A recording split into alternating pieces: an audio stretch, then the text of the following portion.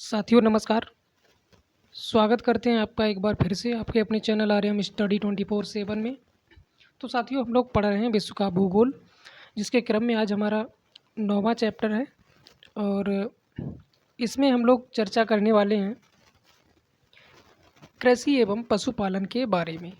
तो कृषि एवं पशुपालन से संबंधित जितने भी महत्वपूर्ण प्रश्न हैं, आज इस वीडियो में चर्चा करते हैं इन प्रश्नों की। तो सभी साथी वीडियो को अंत तक देखा करें और इसमें जितने भी महत्वपूर्ण प्रश्न हैं उनको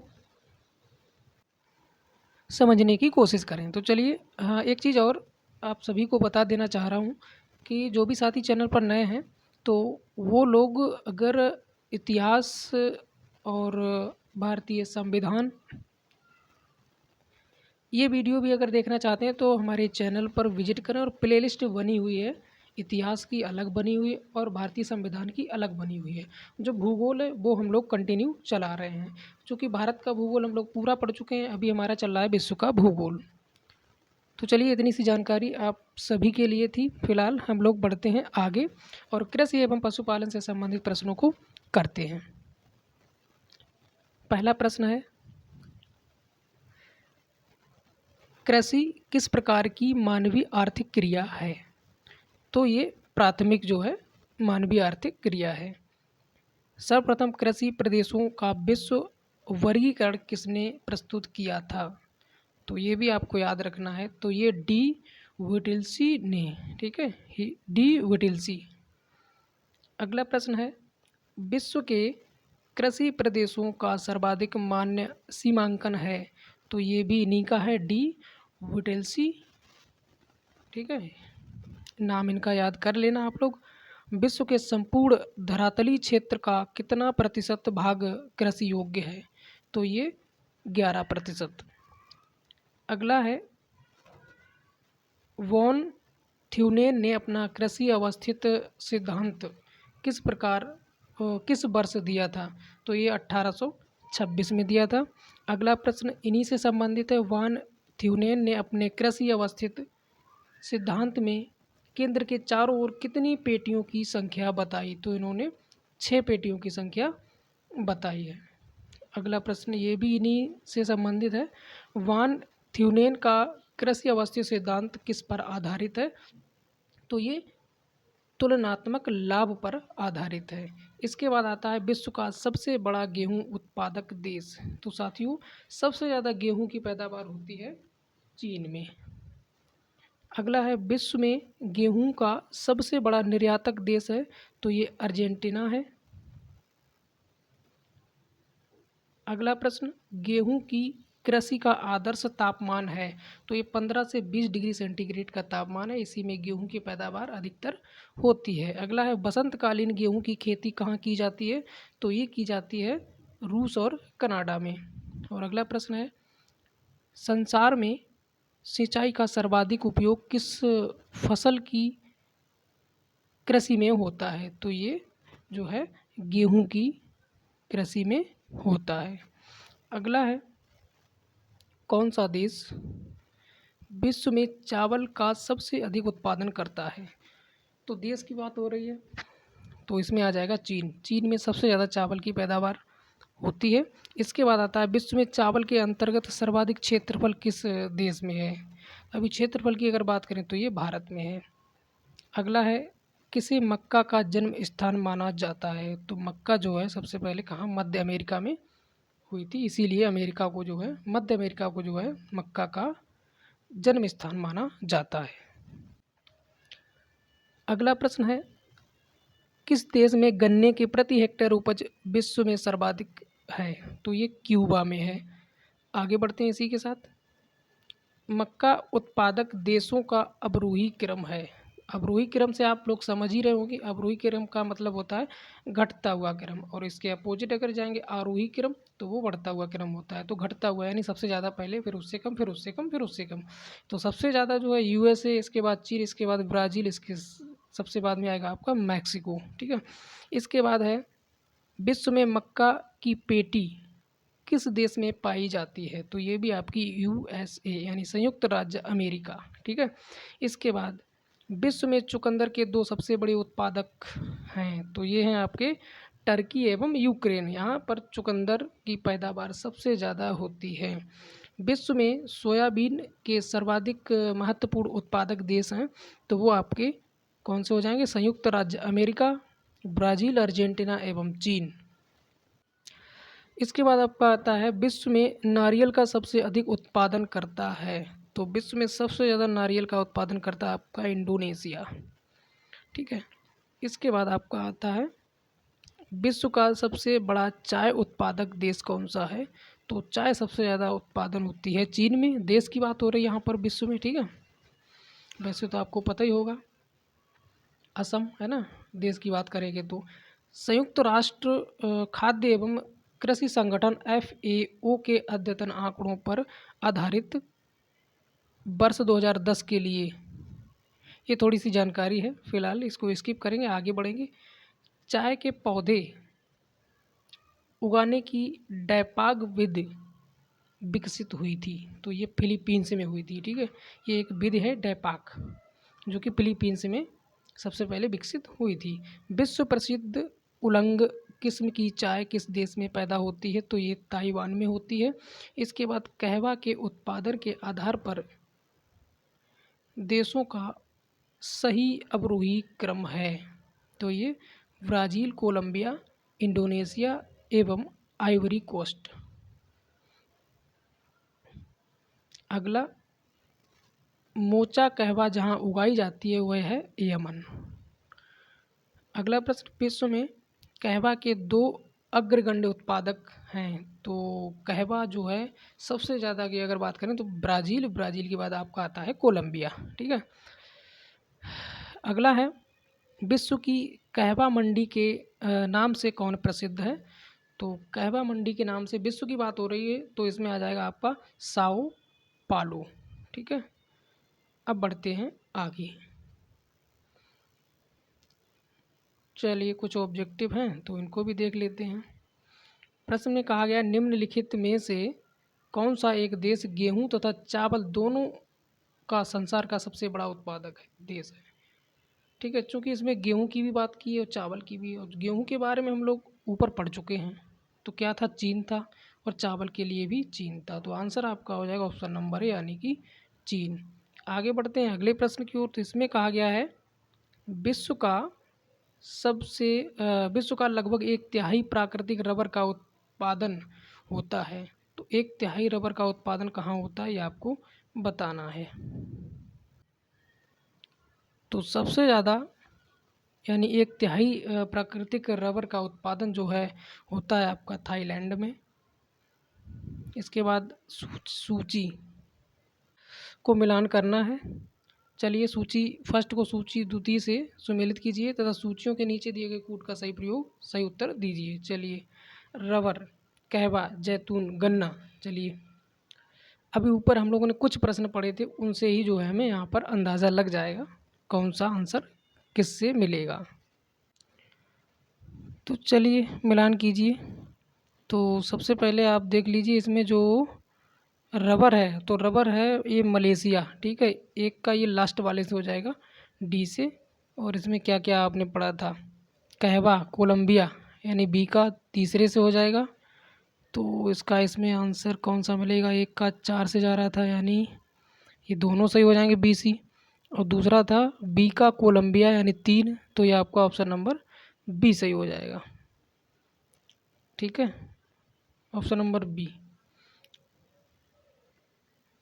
आगे बढ़ते हैं। इसमें कहा गया है पेट्रॉन कोलोन प्रथा, जिसमें कहवा के पुराने बागानों को काटकर नए बागान लगाने में कम खर्च पड़ता है, किस देश में प्रचलित है? तो ये ब्राज़ील में प्रचलित है। अगला है ब्राज़ील में कहवा का अधिक उत्पादन होने के कारण प्रमुख क्या हैं? तो प्रमुख कारण है टेरा रोसा मृदा। तो टेरा रोसा मृदा वहाँ पाई जाती है, इसी वजह से कहवा का उत्पादन सबसे ज़्यादा ब्राज़ील में होता है। सॉरी दोस्तों, आगे बढ़ते हैं। चलिए, कौन सा बंदरगाह कॉफ़ी पत्तन के नाम से जाना जाता है? तो ये सैंटोस। इसके बाद विश्व में सबसे उत्तम स्वाद वाला कहवा किसे माना जाता है? तो ये मोचा कहवा सबसे उत्तम स्वाद वाला माना जाता है। विश्व में कोको उत्पादन देशों का सही अवरोही क्रम क्या है? तो ये आपका हो जाएगा आइवरी कोस्ट, ब्राज़ील, इसके बाद घाना, इसके बाद नाइजीरिया। अगला प्रश्न है, विश्व में लंबी रेशे की कपास के प्रमुख उत्पादक देश हैं? तो ये आपके यूएसए एवं मिस्र। ठीक है, अब बढ़ते हैं आगे।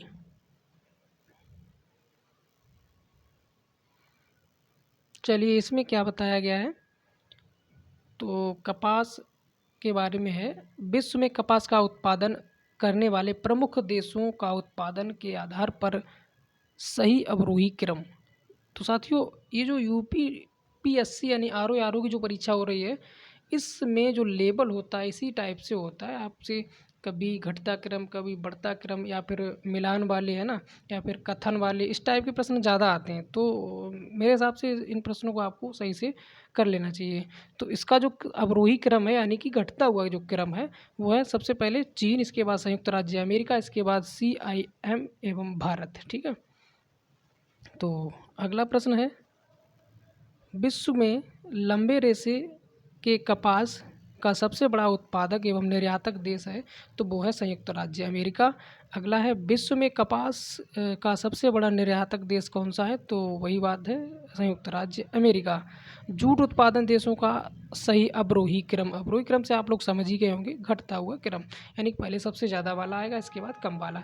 तो सबसे ज़्यादा जो जूट का उत्पादन होता है बांग्लादेश में होता है, इसके बाद भारत, इसके बाद आता है आपका चीन। ठीक है, यानी कि दूसरे नंबर पे आपका आ गया भारत। अगला है जूट उत्पादन, एक सेकेंड, हाँ चलिए, जूट उत्पादन देशों में से सबसे अधिक प्रति हेक्टेयर जूट का उत्पादन किस देश में होता है? तो ये बांग्लादेश में होता है। अगला प्रश्न है, विश्व का सर्वाधिक जूट उत्पादन क्षेत्र। तो विश्व का सर्वाधिक जूट उत्पादक क्षेत्र जो है गंगा ब्रह्मपुत्र डेल्टाई मैदान। तो डेल्टाई मैदान में सबसे ज़्यादा जूट का उत्पादन होता है।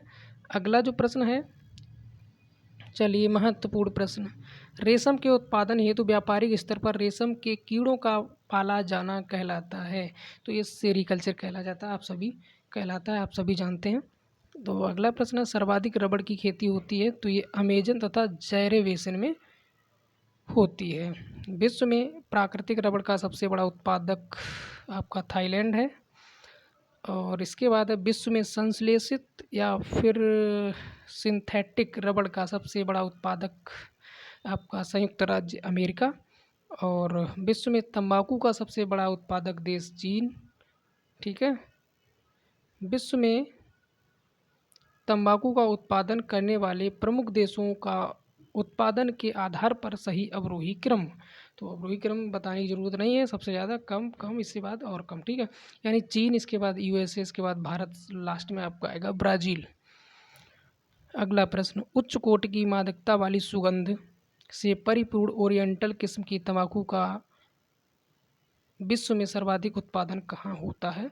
तो ये आपका तुर्की में होता है। इसके बाद आपका आता है, विश्व में इलायची का सबसे प्रमुख उत्पादक देश कौन है? तो ये ग्वाटेमाला। विश्व में अफीम का सर्वाधिक उत्पादन किस देश में होता है? काफ़ी महत्वपूर्ण प्रश्न है।